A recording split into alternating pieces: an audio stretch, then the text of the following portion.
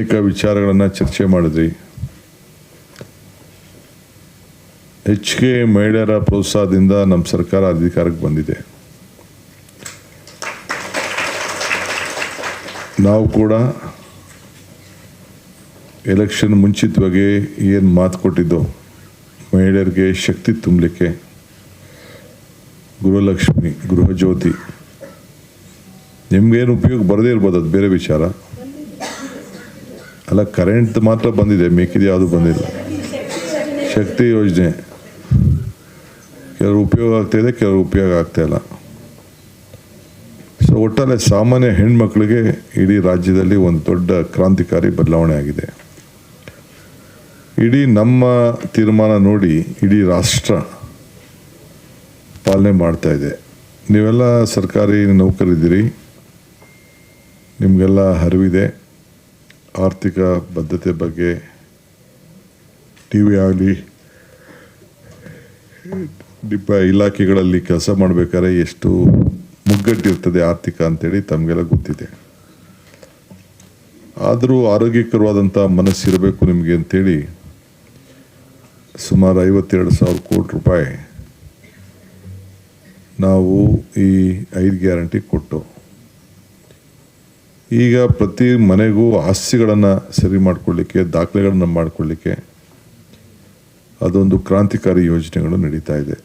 ಬಡವರು ಇರ್ಬೋದು, ನಿಮ್ಮದೇ ಇರ್ಬೋದು, ಯಾರದೇ ಇರ್ಬೋದು, ಸೈಟು, ದಾಖಲೆ, ಏನೋ ಒಂದು ಚಿಕ್ಕ ಮನೇನೋ ಫ್ಲ್ಯಾಟೋ ಏನೋ ಭೂಮಿನೋ ಇಟ್ಕೊಂಡಿರ್ತಾರೆ, ಅದಕ್ಕೊಂದು ಸರಿಯಾದ ದಾಖಲೆ ಮಾಡಿಕೊಡ್ಬೇಕು ಅಂತೇಳಿ ನಾವು ಹೊರಟಿದ್ದೀವಿ. ಇದಕ್ಕೆ ನಿಮ್ಮೆಲ್ಲ ಅಧಿಕಾರಿಗಳು, ನೌಕರು, ಸಿಬ್ಬಂದಿಯವರೆಲ್ಲ ಸಹಾಯ ಮಾಡ್ತಾಯಿದ್ದಾರೆ. ಸೊ ನಮ್ಮ ಗ್ಯಾರಂಟಿ ದೇಶಕ್ಕೆ ಗ್ಯಾರಂಟಿ ಆಗಿದೆ. ಈಗ ನಮ್ಮ ಮಾರ್ಗದರ್ಶನ ಇವತ್ತು ನನಗೆ ಕೆಲವು ಬೇಡಿಕೆಗಳನ್ನು ಕೊಟ್ಟಿದ್ದೀರಿ. ಈಗಾಗಲೇ ಈ ಪ್ರೆಗ್ನೆನ್ಸಿ ಕೇರ್ ಲೀವ್ ಆ್ಯಕ್ಟ್ ಕೂಡ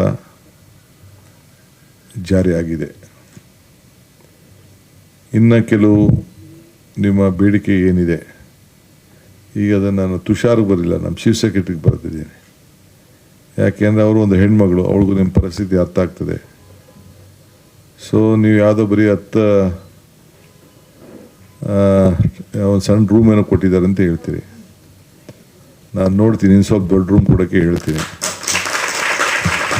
ಇಲ್ಲೆಲ್ಲರೂ ಸುತ್ತಲಲ್ಲಿ, ವಿಧಾನಸೌಧ ಸುತ್ತಮುತ್ತಲಲ್ಲೇ ಒಂದು ಅಟ್ಲೀಸ್ಟ್ ಒಂದು ಪರ್ಮನೆಂಟ್ ಸ್ಟ್ರಕ್ಚರ್ ಇರಲಿ ಅಂತೇಳಿ ನೋಡೋಣ. ಒಂದು 60-40 ಯಾರು ಕೊಡೋಕ್ಕಾಗ್ತದೆ ಅಂತ ಅದನ್ನು ಪರಿಶೀಲನೆ ಮಾಡ್ತೀನಿ. ನಮ್ಮ ಕಾರ್ಪೊರೇಷನ್ ಯಾವುದಾದ್ರು ಒಂದು ಜಾಗ ಇದ್ದರೆ ಒಂದು ಮೂಲೆಯಲ್ಲಿ ಕೊಡೋಕ್ಕೆ. ಕೆಲವು ಈ ಬಿಡಿ ಆದರೆ ಭಾಳ ದೂರ ಹೋಗಬೇಕು. ಬಿಡಿ ಆದರೆ ಈಗ ಹೇಳ್ಬಿಡ್ತೀನಿ, ಬೇಕಾದ್ರೆ ಏನು ತೊಂದರೆ ಇಲ್ಲ. ಬಿಡಿಯದಲ್ಲಿ ಎಲ್ಲೂ ಸುತ್ತಮುತ್ತಲೂ ಜಾಗ ಇಲ್ಲ. ಇಲ್ಲ ಏರ್ಪೋರ್ಟ್ ರೋಡ್ ಆದರೆ ಬೇಕಾದ್ರೆ ಇನ್ನೂ ದೊಡ್ಡದೇ ಜಾಗ ಬೇಕಾದ್ರೆ ಕೊಡ್ತೀನಿ. ನೀವೇನು ಬೇಕಾದ್ರೆ ಕಟ್ಕೊಳ್ಳಿ. ಒಂದು 10,000-20,000 ಬೇಕಾದ್ರೆ ಕೊಡೋಕ್ಕೆ ರೆಡಿ ಇದ್ದೀನಿ. ಬಟ್ ನೀವು ಏರ್ಪೋರ್ಟ್ ರೋಡಲ್ಲಿ ದೂರ ಹೋಗ್ಬೇಕಾಗ್ತದೆ. ಸೊ ಫಸ್ಟು ಸ್ಟಾರ್ಟಿಂಗ್ ಒಂದು ಆಫೀಸು, ನಿಮ್ಮದು ಪರ್ಮನೆಂಟ್ ಆಫೀಸ್ ಮಾಡ್ಕೊಳ್ಳಿ.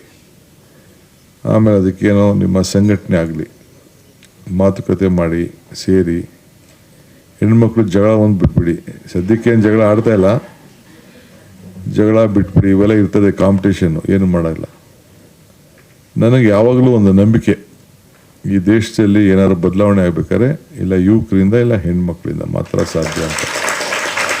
ಅದಕ್ಕೆ ನಾವು ಮನೆ ಹೆಣ್ಮಕ್ಳಿಗೆ ಗೃಹಜ್ಯೋತಿ, ಗೃಹಲಕ್ಷ್ಮಿ, ಶಕ್ತಿ ಇಂಥವೆಲ್ಲ ಕಾರ್ಯಕ್ರಮ ಕೊಟ್ಟಿತ್ತು.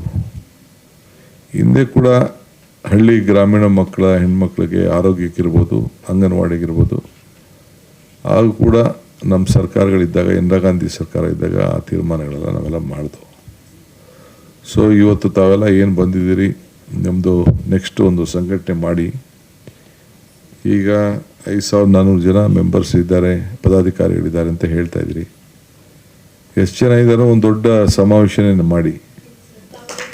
ನಾನು ಬರ್ತೀನಿ, ಅದಕ್ಕೆ ತಪ್ಪದೆ ಬರ್ತೀನಿ. ಪ್ಯಾಲೇಸಲ್ಲೇ ಮಾಡಿ, ಇಲ್ಲ ಅಂದರೆ ನಮ್ಮ ಪ್ಯಾಲೇಸ್ ಮಾಡಲಿಲ್ಲ ಅಂತಂದರೆ ಎಕ್ಸಿಬಿಷನ್ ಸೆಂಟ್ರ್ ಇದೆಯಲ್ಲ ಮಾಧವರ, ಎಲ್ಲರೂ ಬೇಕಾದ್ರೆ ನೋಡಿ. ಏಕೆಂದರೆ ಅಲ್ಲಿ ಮೆಟ್ರೋ ಇದೆ. ಅಲ್ಲ, ಎಲ್ಲರೂ ಮಾಡಿ. ಎಲ್ಲರೂ ಮಾಡ್ತೀನಿ ಅಂದರೆ ಬಸ್ಸು, ವೆಹಿಕಲ್ಲು ಮತ್ತೊಂದೆಲ್ಲ ಬರಬೇಕು ಅಂತ ಎಲ್ಲ ಸ್ವಲ್ಪ ಮೆಟ್ರೋ ಪಕ್ಕದಲ್ಲಿರೋಂಥ ಜಾಗ ಸ್ವಲ್ಪ ನೋಡಿ.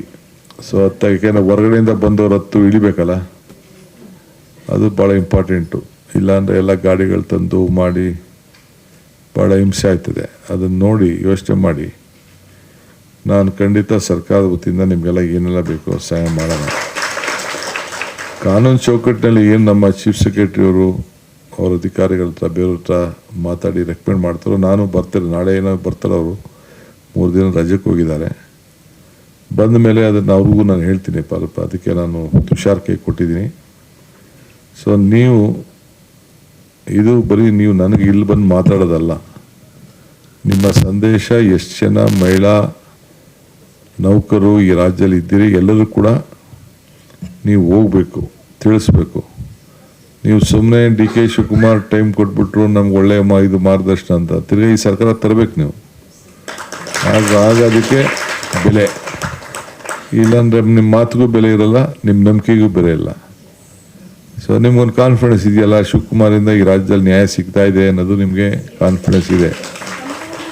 ಸೊ ಅದಕ್ಕೆ ನಾವು ಒಂದು ಹೊಸ, ನೀವು ಕೂಡ ಪಾಪ ಯಾರು ಕೆಲವರು ಮೇಲ್ಗಡೆ ಇರೋರು, ಕೆಲವ್ರಿಗೆ ಮಧ್ಯದಲ್ಲಿ ಕೆಲವು ಮಿಸ್ಯೂಸ್ ಮಾಡ್ಕೊಳ್ಬೋದು. ಬಟ್ ನೀವೆಲ್ಲ ಪಾಪ ನೌಕರರು ಸರ್ಕಾರ ಏನು ಹೇಳ್ತದನ್ನು ಭಾಳ ಶ್ರಮ ವಹಿಸಿ ಸೇವೆ ಮಾಡಿಕೊಂಡು ಬಂದಂಥ ಒಂದು ಪದ್ಧತಿ, ಗೌರವ ಎಲ್ಲ ಉಳಿಸ್ಕೊಂಡು ಬಂದಿದ್ದೀರಿ. ಸೊ ನಿಮ್ಮೆಲ್ಲರೂ ಕೂಡ ಒಳ್ಳೆಯದಾಗಲಿ. ಸೊ ಇದು ನಾನು ಹಿಂದೆ ನಾಯಕಿ ಅಂತ ಒಂದು ಕಾರ್ಯಕ್ರಮ ಪ್ರಾರಂಭ ಮಾಡಿದ್ದೆ. ಅಂದರೆ ಪ್ರತಿಯೊಬ್ಬ ಹೆಣ್ಮಗಳು ನಾಯಕಿನೇ ಅಂತ ಮನೆ ಪ್ರಾರಂಭ ಮಾಡಿದಾಗ ಎಲ್ಲ ಜವಾಬ್ದಾರಿ ತಗೊಂಡು ಆ ನಾಯಕತ್ವದ ಗುಣ ಹೆಣ್ಮಗಳಲ್ಲಿ ಇದೆ ಅಂತೇಳಿ ಮಾಡಿದೆ. ಅದು ನಮ್ಮಲ್ಲಿ ಸರಿಯಾಗಿ ಟೇಕಪ್ ಆಗಲಿಲ್ಲ. ಅದಕ್ಕೆ ನೋಡೋಣ, ಮಧ್ಯದಲ್ಲಿ ಇನ್ನೊಂದು ಹೊಸ ಸ್ವರೂಪ ಕೊಡ್ಲಿಕ್ಕೆ ಪ್ರಯತ್ನ ಮಾಡ್ತೀನಿ. ಏಕೆಂದರೆ ಅವ್ರಿಗೆ ಜಾಗೃತಿ ಮೂಡಿಸ್ಬೇಕು, ನಾಯಕತ್ವ ಗುಣಗಳು ಬೆಳಿಬೇಕು. ಮುಂದಕ್ಕೆ ಯಾರು ನಿಲ್ಸೋಕ್ಕಾಗಲ್ಲ. ಈಗ ಏನೋ ನಾವು 1-2 ಮಂತ್ರಿ ಮಾಡೋಕ್ಕೆ ನಾವು ತೊಳ್ಕಾಡ್ತಾ ಇದ್ದೀವಿ, ರಿಸರ್ವೇಷನ್ ಬಂದ್ಬಿಡ್ತದೆ.